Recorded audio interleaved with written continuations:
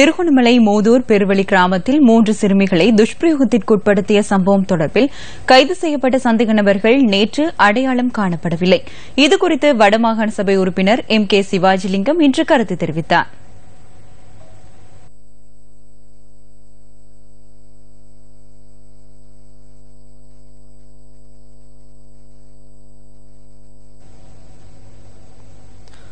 வடமாகாண வேலையற்ற பட்டதாரிகளின் போராட்டம் 100வது நாளை எட்டியுள்ளது. வடமாகாண வேலையற்ற பட்டதாரிகள் 2012ஆம் ஆண்டுக்கு பின்னர் தங்களுக்கு நிரந்தர நியமனம் வழங்கப்படவில்லை என தெரிவித்து யாழ் மாவட்ட செயலகத்திற்கு முன்பாக தொடர்ச்சியாக போராடி வருகின்றனர். 100வது நாளான இன்று கருப்புப்பட்டி அணிந்து வேலையற்ற பட்டதாரிகள் தங்களின் எதிர்ப்பினை வெளியிட்டு இருந்தனர். தமிழர் விடுதலை கூட்டணியின் செயலாளர் நாயகம் வி. ஆனந்த சங்கரி வேலையற்ற பட்டதாரிகளை சந்தித்து கலந்துரையாடினார்.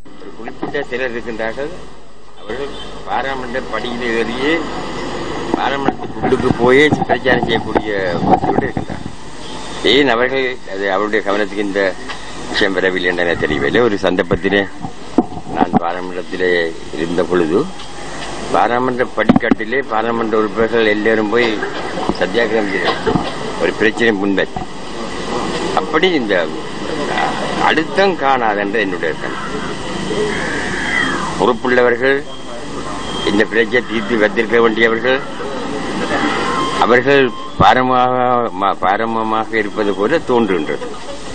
2 கிழமைக்குள்ள 1 மாதத்துக்குள்ள 2 மாதத்துக்குள்ள உங்களுக்கு நேர்முக பரீட்சைக்கு அழைப்பு வேண்டும் என்று கூறி போட்டு ஒரு பொறுப்புள்ள ஒரு அரச தலைவர் கூறிட்டு போனால் அதையும் செய்யவில்லை என்று கேட்க வேண்டிய கடமை மக்களை பிரதிநிதித்துவப்படுத்துவர்களிடம் இருக்கு.